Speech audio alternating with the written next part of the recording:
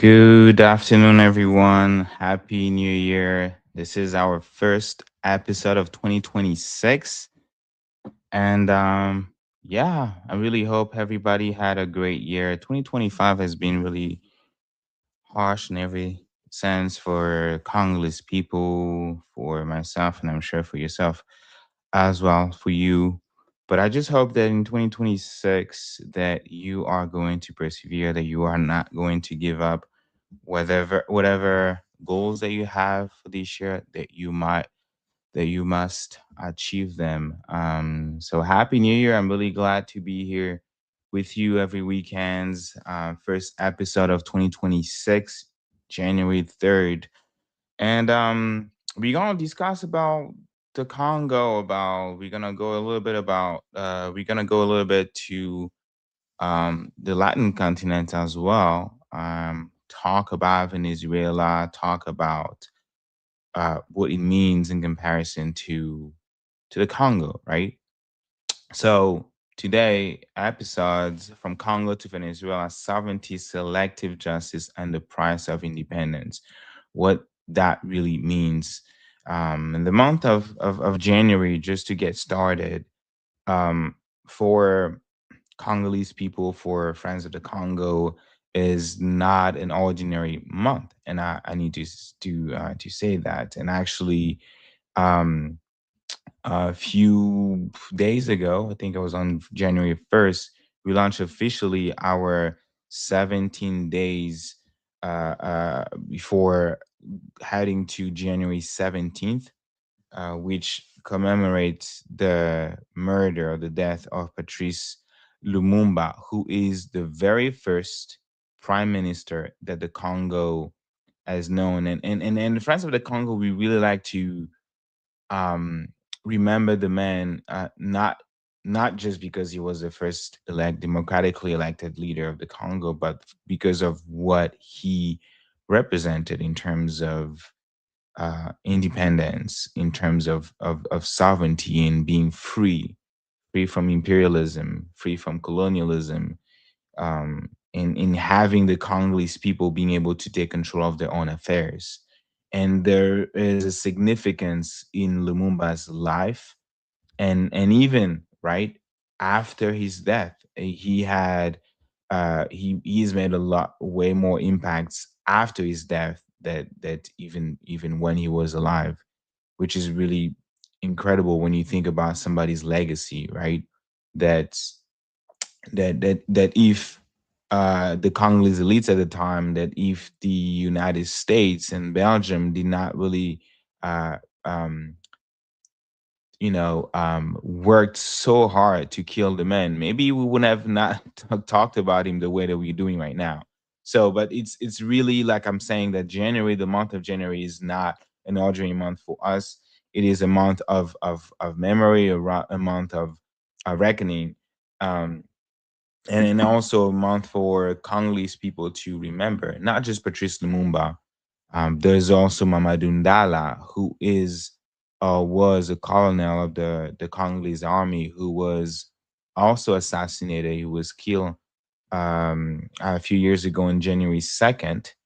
Um, so yesterday, I think the some Congolese people in the diaspora in the Congo and even the Congolese government kind of also honored the man, um, because that was the man that essentially led the army as a colonel, right? He led the Congolese army together with the United Nations and the South African forces to defeat the very first version of the M23, because the M23 did not appear in 2025, right? The M23 existed since I think the creation of the M23 was 2013, 2012 officially.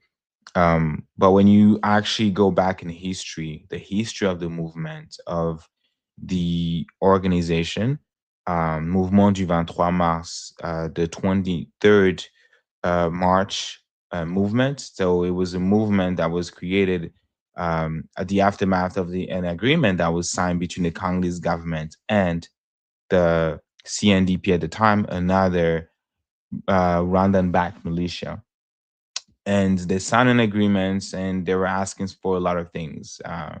That They were asking for a complete pardon, like immunity for all of them. That the return of alleged refugees, Congolese refugees living in Rwanda, that has been kind of like the narrative for decades now. And also they wanted to be inserted in the Congolese um, army, right? That those fighters wanted to be part of the Congolese army. They wanted to be part of the political apparatus system of the Congo. When we know, because it has been documented, that some of them, if not most of them, most of those soldiers or those officers, high-ranking officers, were involved in war crimes, were involved in crimes against humanity. So obviously that creates some sort of fuse between the Congolese government and Rwanda, aka M23, and then that's when the movement was created. So Mamadou Ndala, who was colonel of the Congolese army, he led in a really courageous way to the defeat of the M23. Obviously, the U.S. also play a part with the sanction, not necessarily the U.S., but the people, you all. A few years ago, the same campaign asking for the U.S. to finally implement its own law, Public Law 109456, Section 105, that ask for the U.S. Secretary of State to withdraw any aid available to any government that is deemed that has been found essentially guilty of destabilizing the Congo. So at that time, there was so many evidence, just like we have had for the past few years now, about Rwanda. So there were sanctions. The U.S. withdrew some money to the Rwandan government, and then the World Bank followed, and then the IMF, and that essentially depleted financially the M23, that run back militia, and the M23, the Congolese government, then led by Mamadou Ndala, um, were able to organize a resistance, and were able to defeat in conjunction with the United Nations, like I mentioned. So there was January 2nd, Mamadou Ndala, and we start the year like that. The Congolese people start the year like that now. But for over decades now, Friends of the Congo has been really focusing on Lumumba because of who he incarnates, who we represent. And so January is when Congolese people, when Friends of the Congo remembers Patrice Lumumba. And something very interesting about Patrice Lumumba, and I did mention that he was, you see, um, Lumumba, like I mentioned earlier, the very first democratically elected leader of the Congo, that was literally had just gotten its independence from Belgium, and it was not something given. And even his speech when he became when he at the independence, his speech was not even planned, and he literally just got up and went up stage and off, like it's not something scripted, and he took the mic after the president of the Congo at the time because they really wanted the Belgium and the US and the West at the time wanted to really keep control of the Congo. So you don't want to have a figure like Lumumba to lead the country. So that's why last minute they created this structure or government system with a president that will be the face, that will be speaking on behalf of the country, and then somebody will actually be leading. So the president, Kasavubu, had just given a speech essentially thanking the King Leopold, the King Baudouin at the time, about uh, whatever they were thanking him about. And that's when, after that, Lumumba got up and he went there and he reminded the Belgian folks, he reminded the Congolese people that the independence that the Congolese people got where was not something given, that it was something fought. Um, so he did not die uh, in a really quiet manners. He was really eliminated. They really made sure that people knew that Lumumba was killed and that they knew how he was killed. Even kept a tooth, right, of Lumumba as a trophy. Um, and he was killed. Why was he murdered? And I keep saying that Lumumba was murdered because of what he stood for, and he stood for sovereignty. He stood for the ability of indigenous people to disrupt the establishment, to disrupt the colonial power at the time. And this January is even heavier than most because yes, Friends of the Congo will be paying tribute for the next few days now up until January 17th. We're paying tribute to Lumumba. But we're also doing that while there is the African Cup unfolding, African Cup nations, and really I really want you to stay with me on that because there is very something interesting when you look at the history of the Congo, when you look at what's going on, and I actually believe that the final will be around Mulumba commemoration, which will be really interesting if um, it will be the day after January 18th. But can you imagine if the Congo had to make it to the final, all the way to the final, if not even winning? That would be very interesting, right?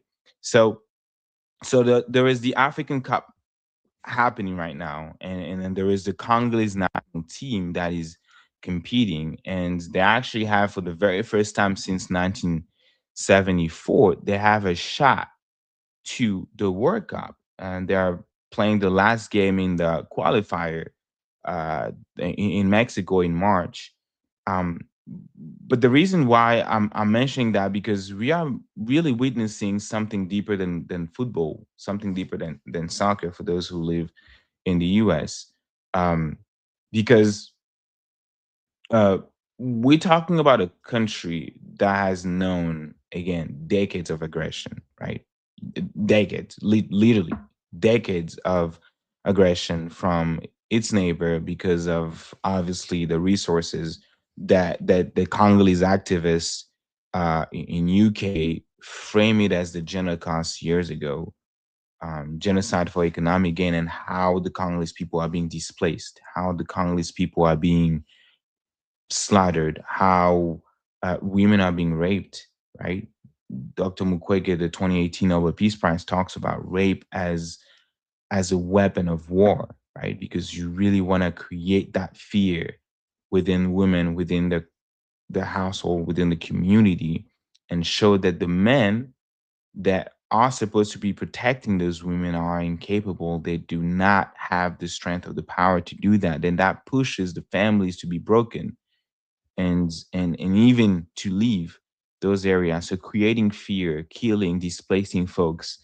Um, and we also talking the history with colonialism, as I mentioned, that Lumumba fought along with his comrades, and even before that, with the how essentially the United States, which was the very, very first country to recognize the Congo Free State as King Leopold II's personal property, with the millions of Congolese people living in it.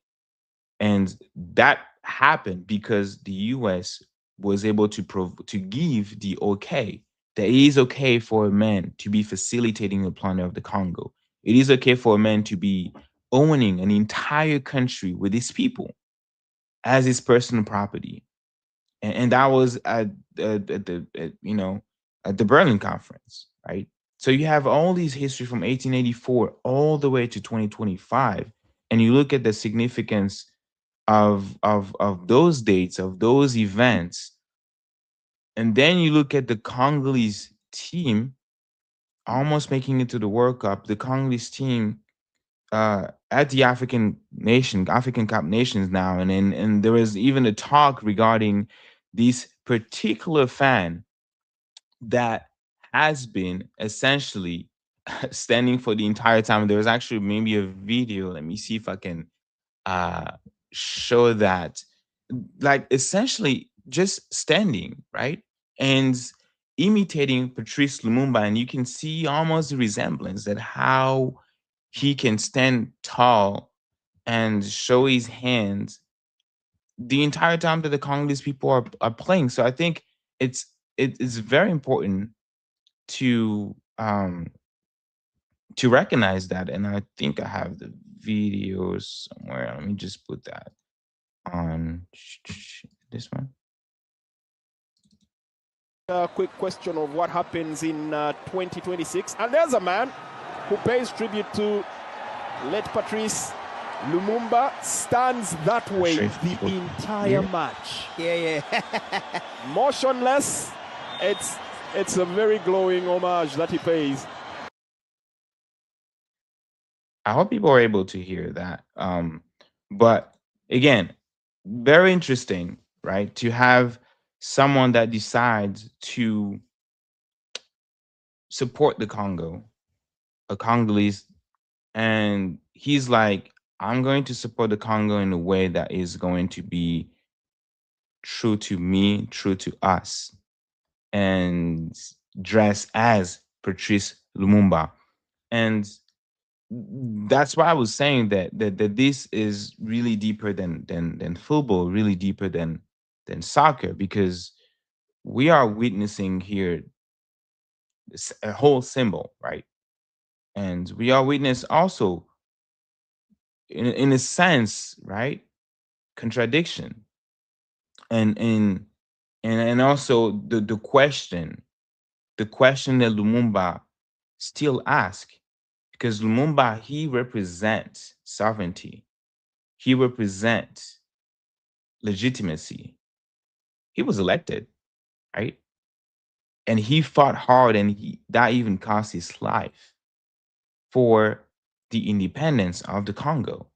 So the legitimacy here that we should be asking, and that's a question that Lumumba asked in 1960, that we all have to answer is who decides legitimacy in the Congo, right?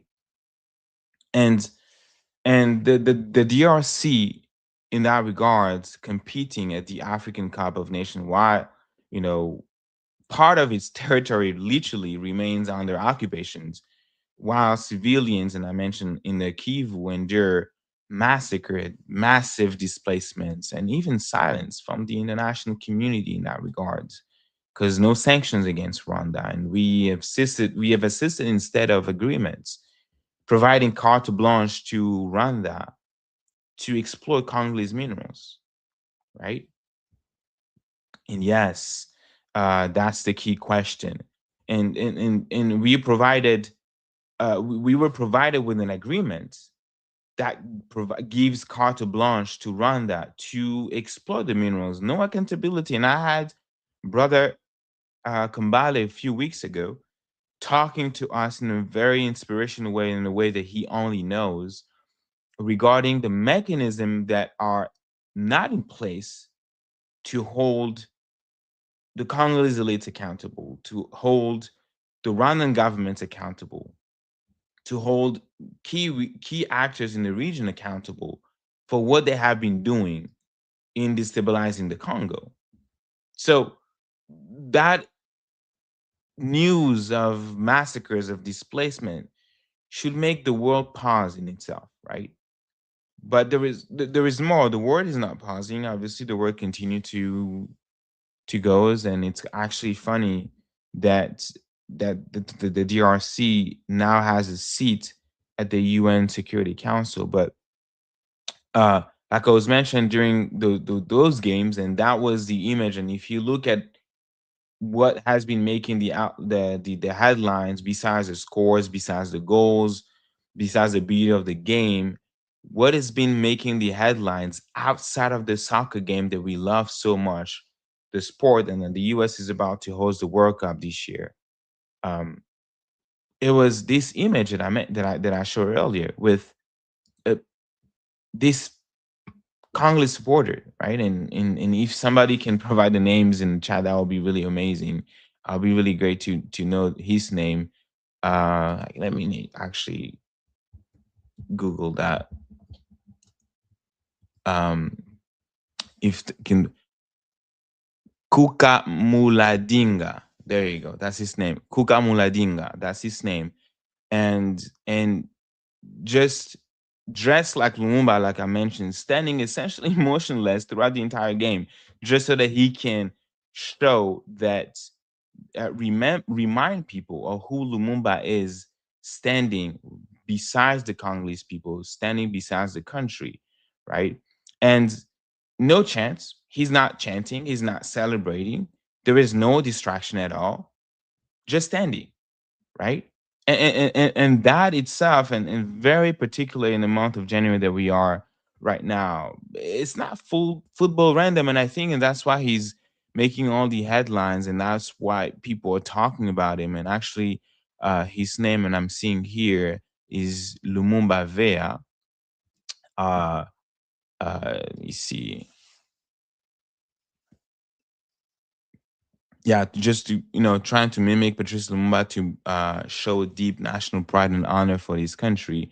But this, I will even say, is a political expression, because Lumumba stood for something. And I had a conversation with a brother earlier regarding regarding organization that organize around the Congo, and whether or not those organization stands for the same values that Lumumba stood for, right?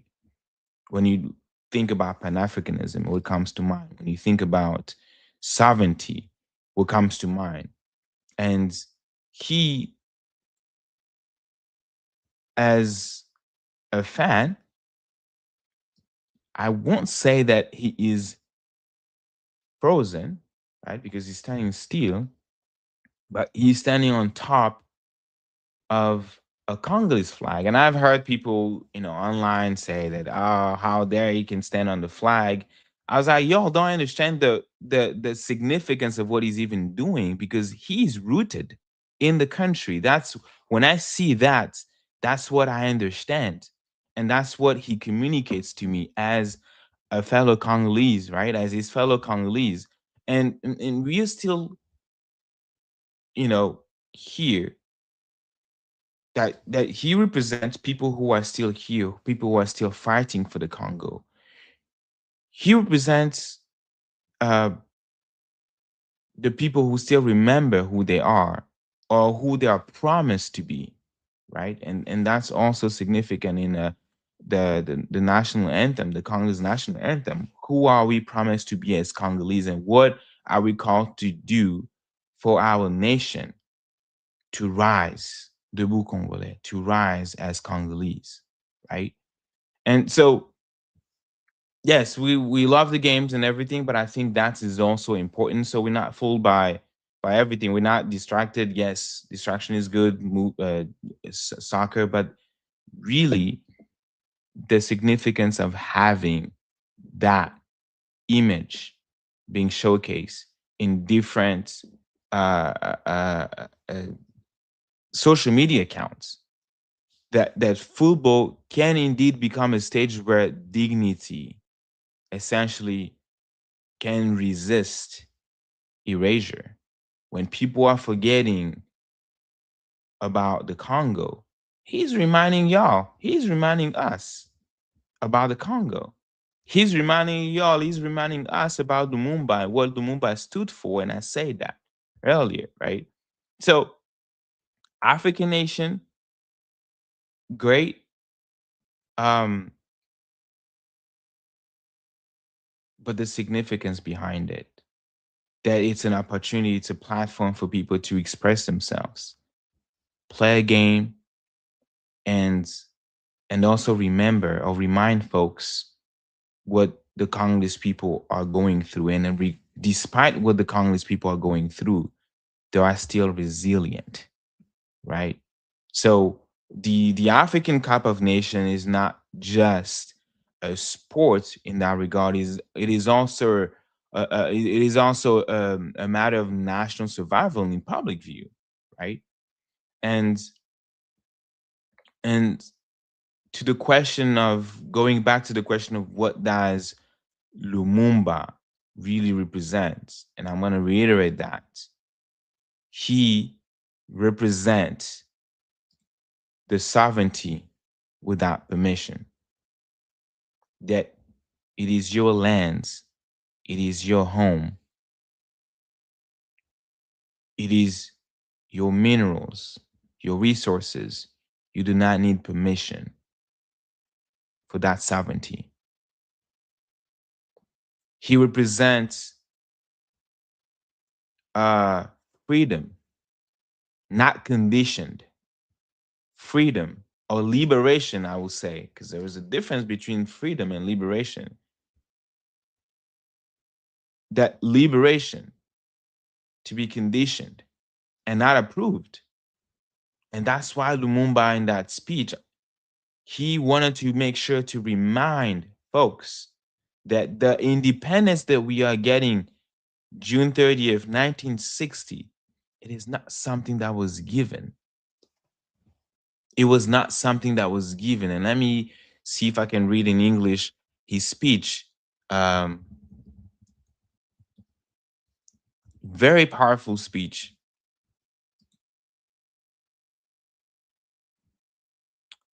Men and women of the Congo, victorious independence fighters, I salute you in the name of the Congolese government. I ask all of you, my friends, who tirelessly fought in our ranks, to mark this June 30th, 1960 as an illustrious date that will be ever engraved in your hearts, a date whose meaning you will proudly explain to your children, so that they in turn might relate to their grandchildren and great grandchildren that the glorious history of our struggle for freedom. Although this independence of the Congo is being proclaimed today by agreement with Belgium, an amicable country with which we are on equal terms, no Congolese will ever forget that independence was won in struggle, and persevering and inspired struggle carried on from day to day, a struggle in which we were undaunted by privation or suffering and stinted neither strength nor blood. It was filled with tears, fire, and blood. We are deeply proud of our struggle because it was just and noble and indispensable in putting an end to the humiliating bondage forced upon us. That was our lot for the 80 years of colonial rules, and our wounds are too fresh and much too painful to be forgotten. We have experienced forced labor in exchange for pay that did not allow us to satisfy our hunger, to clothe ourselves, to have a decent lodging, or to bring up our children as dearly loved ones. Very important part right now. Morning, noon, and night, we were subjugated to jeers, insults, and blows because we were Negroes. Who will ever forget that the black was addressed as tu, not because he was a friend, but because the polite vous was reserved for the white man? We have seen our land seized in the name of ostensibly just laws, which gave recognition only to the right of might, just like today, right, with Rwanda.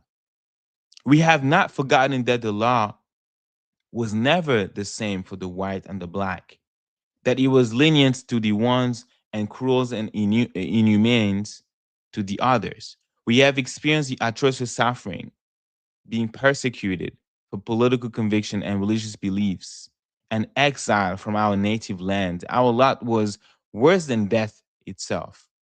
We have not forgotten that in the cities, the mansions were for the whites and the tumble down huts for the blacks. That the black was not admitted to the cinemas, restaurants, and shops set aside for Europeans. That the black traveled in the hold under the feet of the whites in the luxury cabins. Who will ever forget the shooting which killed so many of our brothers?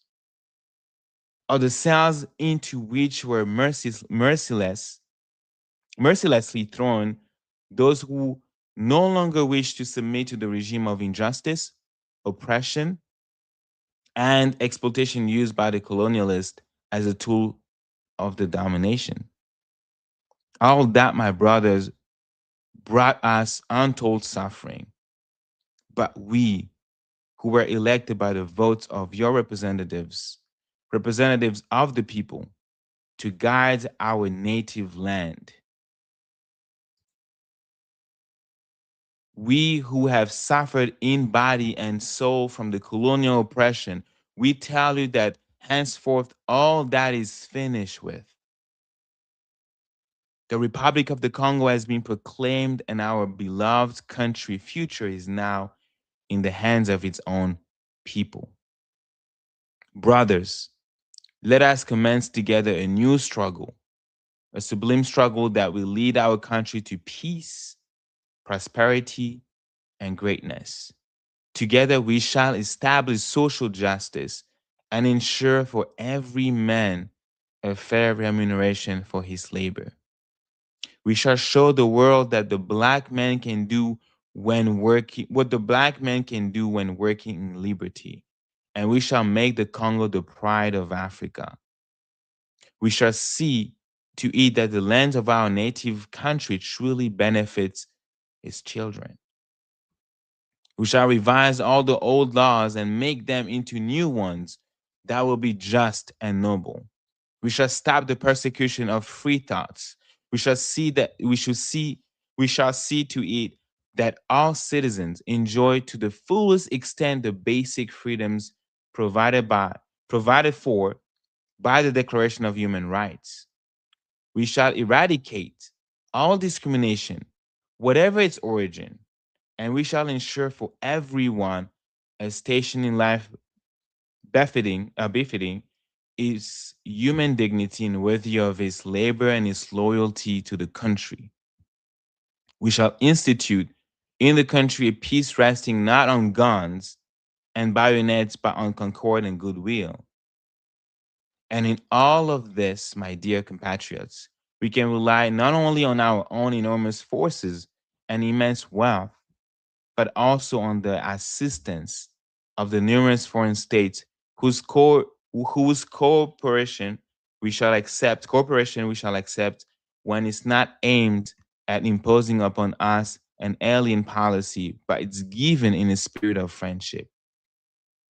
Even Belgium, which has finally learned the lesson of history and needs no longer try to oppose our independence, is prepared to give us its aid and friendship for that end and agreement for that end an agreement and has just been signed between our two equal and independent countries. I'm sure that this cooperation will benefit both countries. For our part, we shall, while remaining vigilant, try to observe the engagements we have freely made. Thus, both in the internal and external spheres, the new Congo being created by movements will be rich, free, and prosperous. But to attain our goal without delay, I ask all of you, legislators and citizens of the Congo, to give us all the help you can. I ask you all to sink your tribal quarrels. They weaken us and may cause us to be despised abroad. I ask you all not to shrink from any sacrifice for the sake of ensuring the success of our grand undertaking. Finally, I ask you unconditionally to respect the life and property of fellow citizen foreigners who have settled in our country. If the conduct of these foreigners leave much to be desired, our justice will promptly expel them from the territory of the Republic.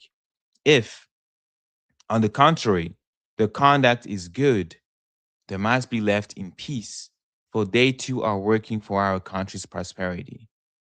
The Congo's independence is a decisive step toward the liberation of the whole African continent.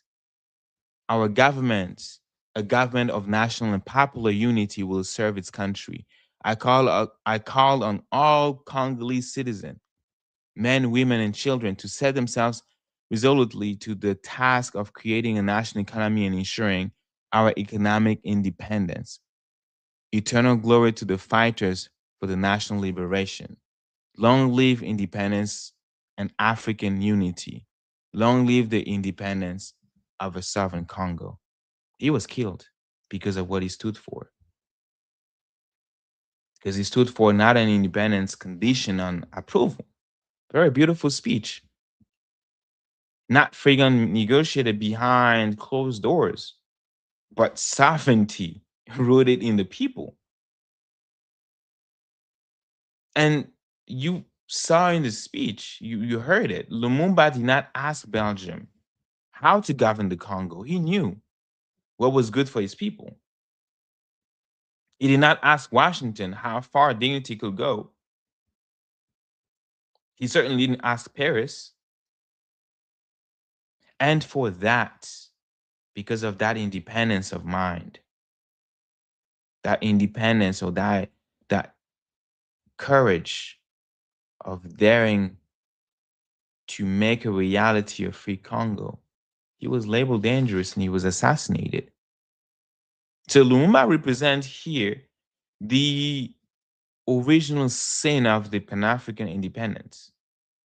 The belief that African state could choose without alignments, right? And even Kwame Nkrumah said, I'm neither choosing east nor west, I'm choosing forward. He did not want to align with any powerful country, not with the Soviet Union at the time, certainly not with the United States. So standing dressed as Lumumba in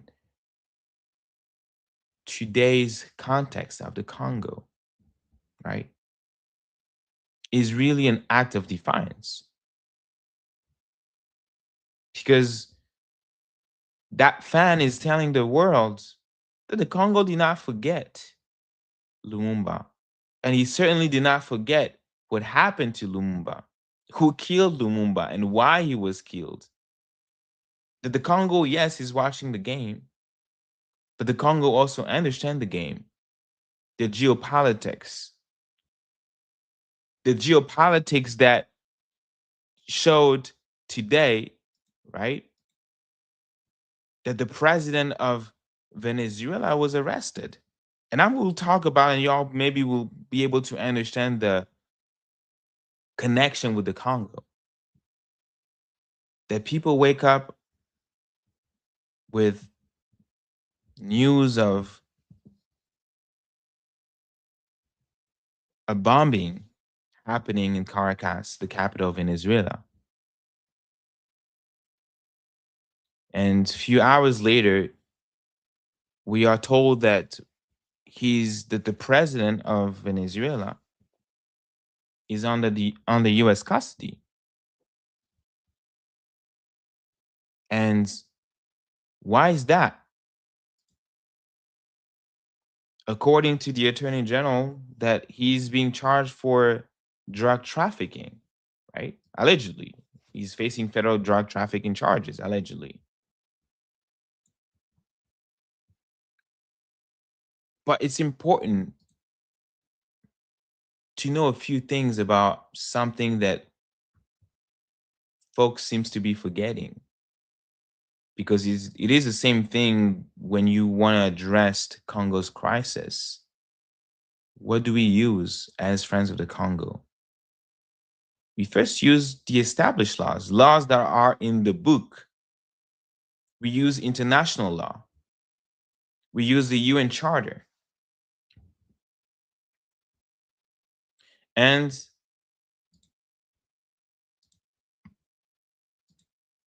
what does those international law even say, right? About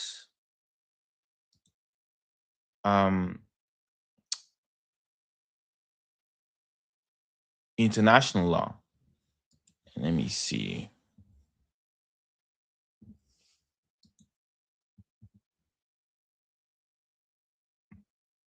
And it's very important.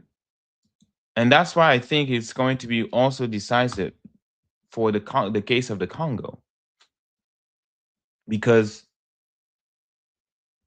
The Congo right now, as I mentioned, is being occupied. Its territory, bigger than Rwanda, right, is being occupied right now. The Rwanda Defense Force, after taking over a few years ago, Bunagana, to taking over a year ago, the city of Goma, then Bukavu, in a blatant violation of international law. International law that is very clear about the sovereignty of a nation.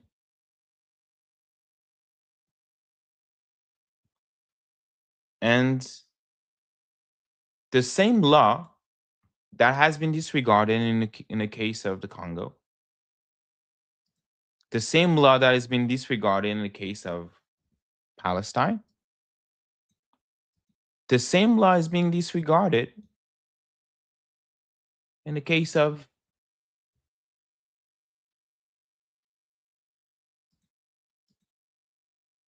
Venezuela. You see.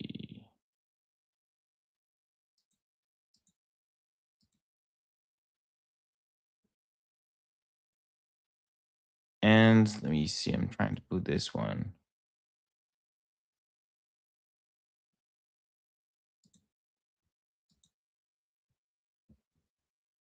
Article 2 of the United Nations, and that's, you can find it online.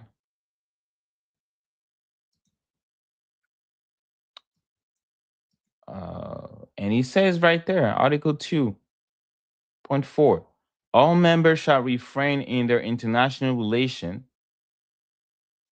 from the threat or use of force against the territorial integrity or political independence of any state or in any other manner inconsistent with the purposes of the United Nations.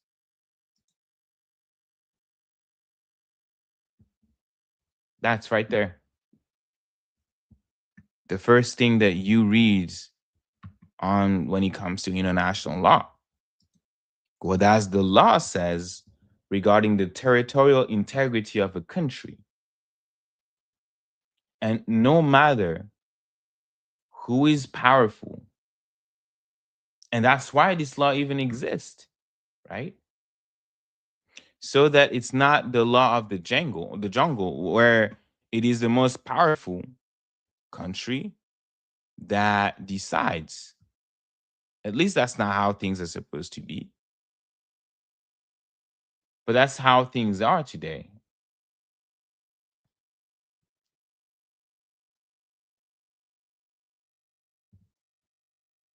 And I'm trying to do this. Show another interesting.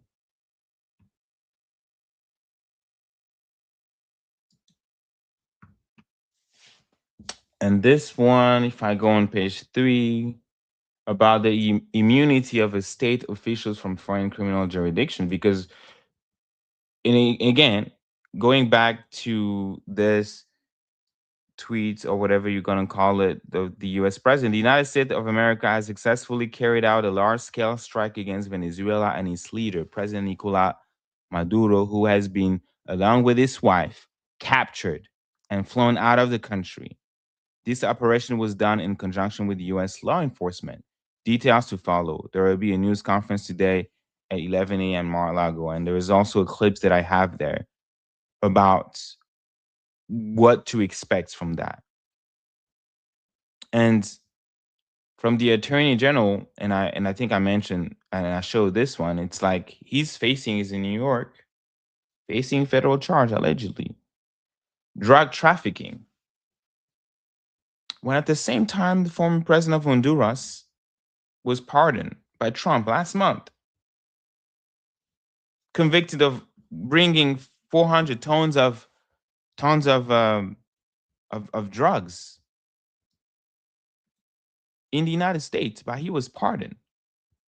But you're gonna fly into a different country, bomb that country, go into that person's bedroom because they said they were taken out of the bed with their wives, to bring them in the US so they could face federal charges.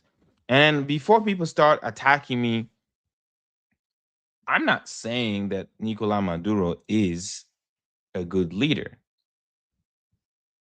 I'll be speaking about him and how even he got to power in shortly.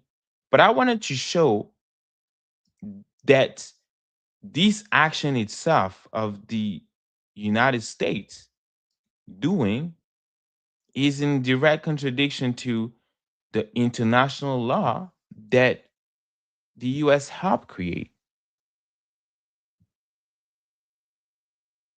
Because what does this law says about the immunity of the president or a president of a country? Mind you that Paul Kagame, who's on the 2008 indictment from the Spanish court, and then we talked about this in this show. I talked about this in this show. There was an indictment that was available out there, and you could go ahead and read. Friends of the type just on Google, Friends of the Congo Spanish indictment. You will see that indictment. 40 military officers of Rwanda, including the president of Rwanda. But this it says in the indictment that they could not do anything about the president of Rwanda because he was the head of state. And I want to agree with that point, right? Because it is following what we read here. Article 3, persons enjoying immunity ratione personae. Heads of states, heads of governments, and ministers for foreign affairs enjoy immunity ratione personae from the exercise of foreign criminal jurisdiction. Heads of states, heads of governments, and ministers of foreign affairs enjoy immunity only during the term of office. Maduro is the sitting president of Venezuela. Such immunity covers all acts performed whether in private or official capacity by heads of states, heads of the government, and minister for foreign affairs during or prior to their term of office. The cessation of immunity is without prejudice to the application of the rules of international law concerning immunity, ratione materiae. Article 4. So you're going to tell Congolese people today that they are not able to get justice with Paul Kagame because he's the head of state. But at the very same time, the United States is going to fly to Venezuela, bomb Venezuela, capture the president of Venezuela, and bring him back home. Where in New York, the headquarters of the United Nations. I'm telling you, that's the end of international law. Because the president of Russia can be like, wow, I could have done that with Zelensky in Ukraine, right? The president of China could also say the same. Wow, I could do that with the president of Taiwan, with Taiwan, sorry. I'm not sure they have a president there. Probably prime minister or some sort of delegates, not sure what's the political system in Taiwan. So, can you imagine the situation where we are heading toward that we are right now? Because this image speaks volume. Because let's talk about Maduro. And I said that I'm not supporting him, and I've said in the tweets that he's a dictator. Actually, he's serving a third term. I do not believe in dictators.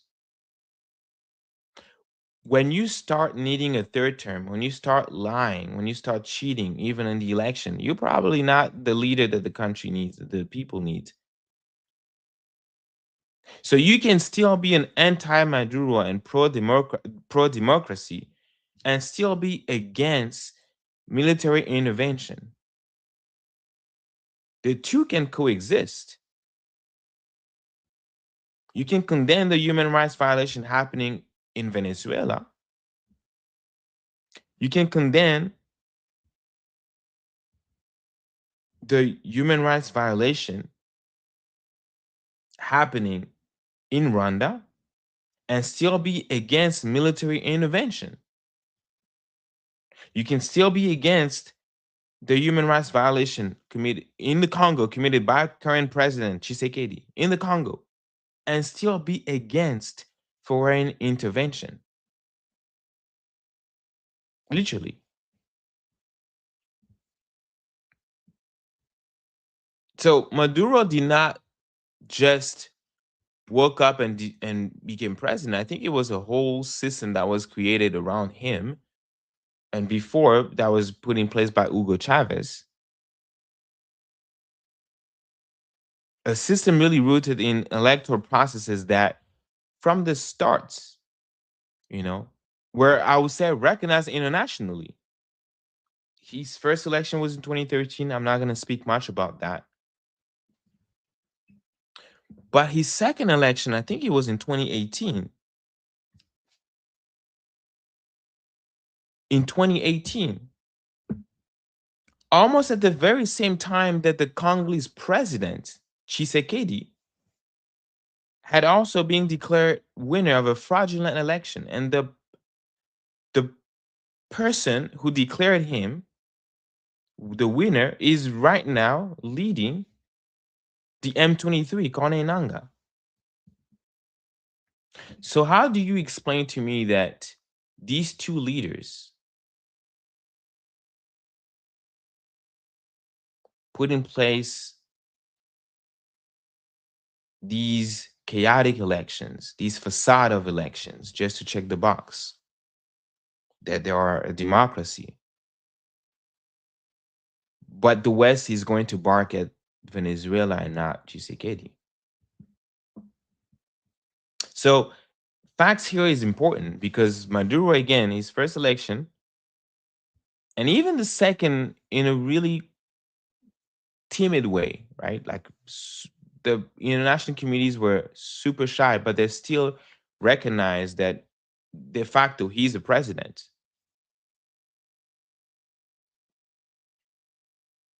Accepted by the United Nations because when there is the General Assembly meeting, he's there speaking on behalf of Venezuela, recognized by multiple states, including Western ones, treated as a legitimate leader. So were these elections perfect? No. Were the election in Venezuela perfect? No. Were the election in Venezuela contested? Absolutely yes. But the uncomfortable truth here is that Maduro's election, the second one, was initially accepted.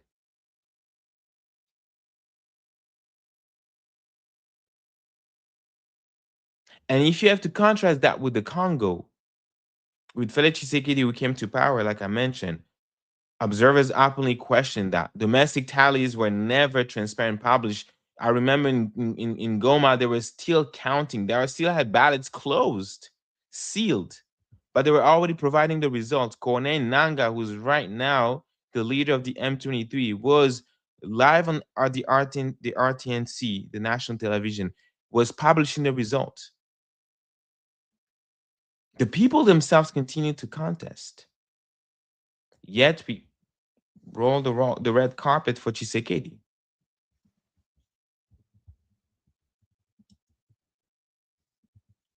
Red carpet rolled for Felix Tshisekedi.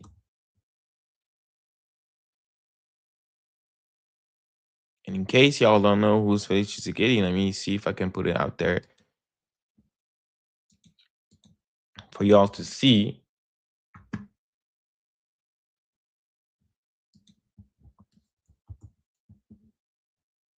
And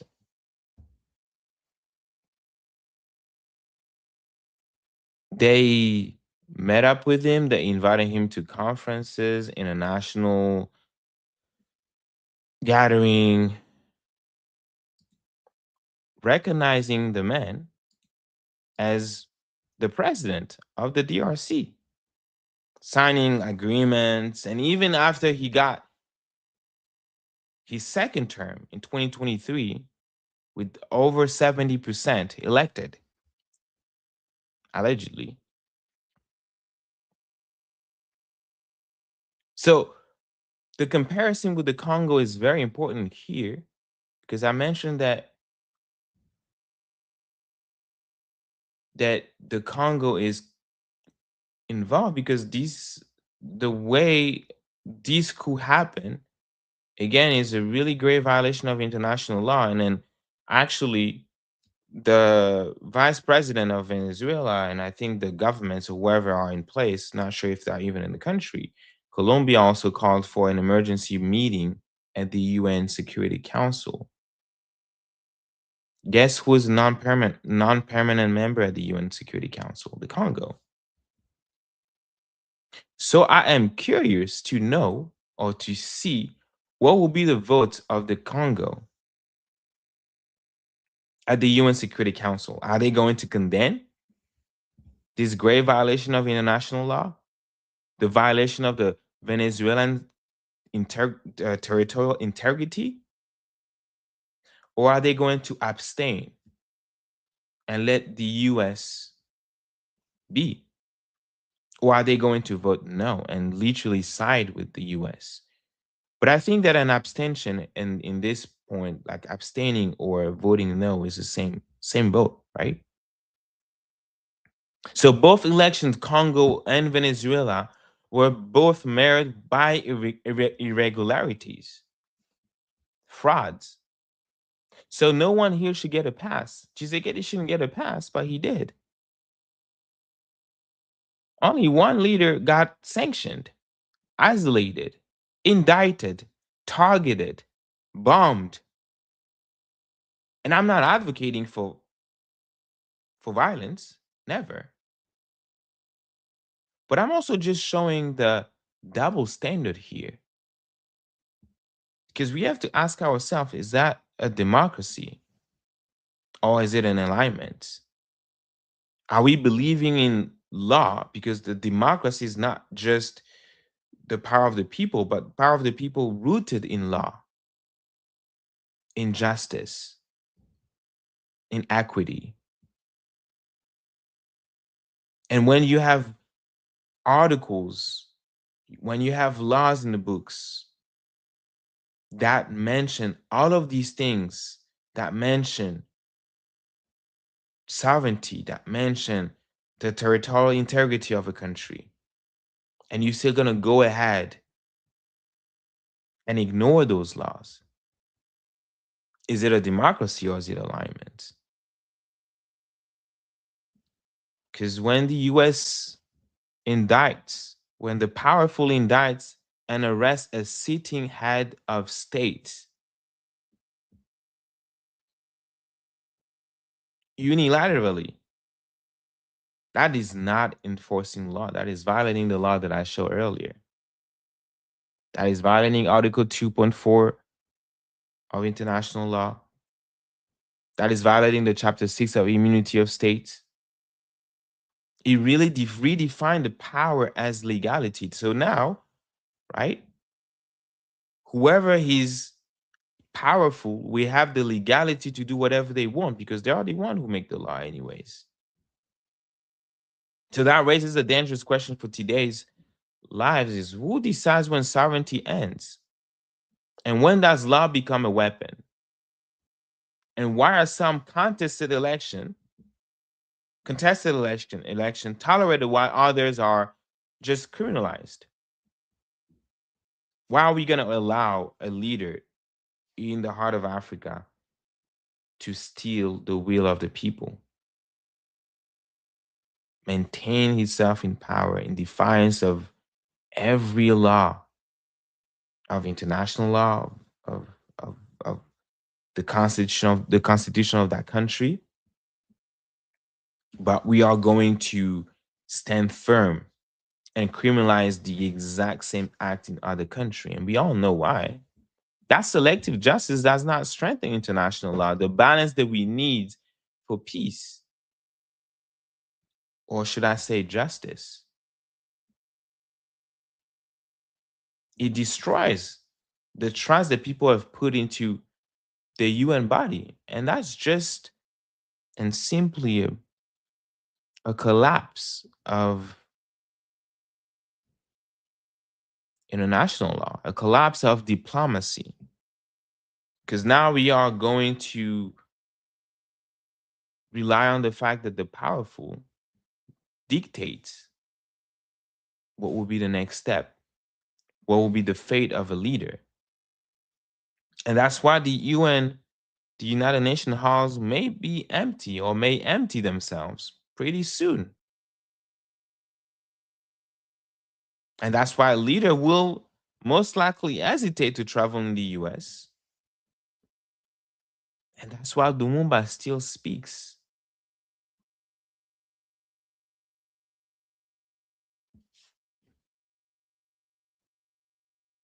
And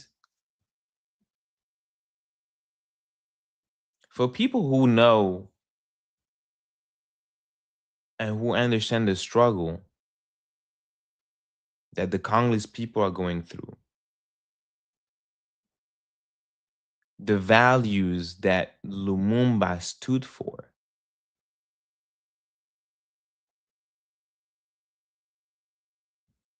the question will remain the same. From Congo to Venezuela, from the football stadiums to the UN halls, the question remains the same.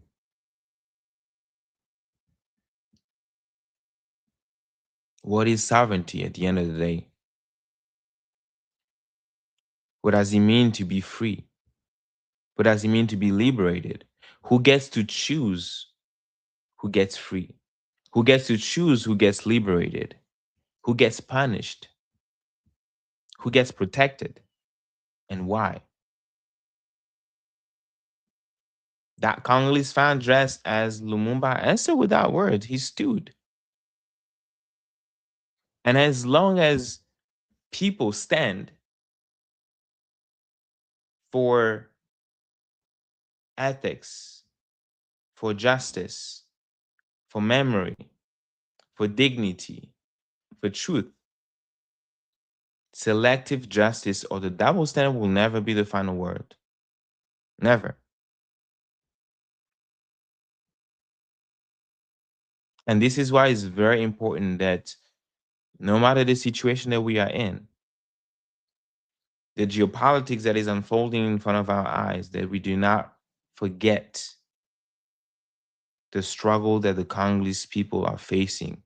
It is the struggle of any other oppressed nation, whether it is in Africa, in the Middle East, or Latin America.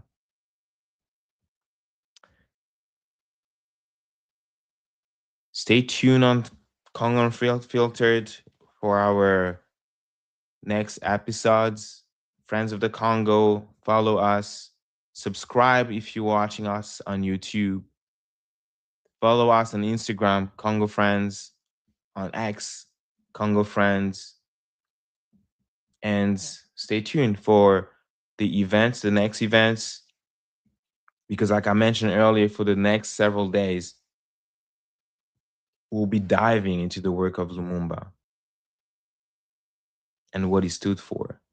Until then, that was Gaetan. I was your host for today's episodes.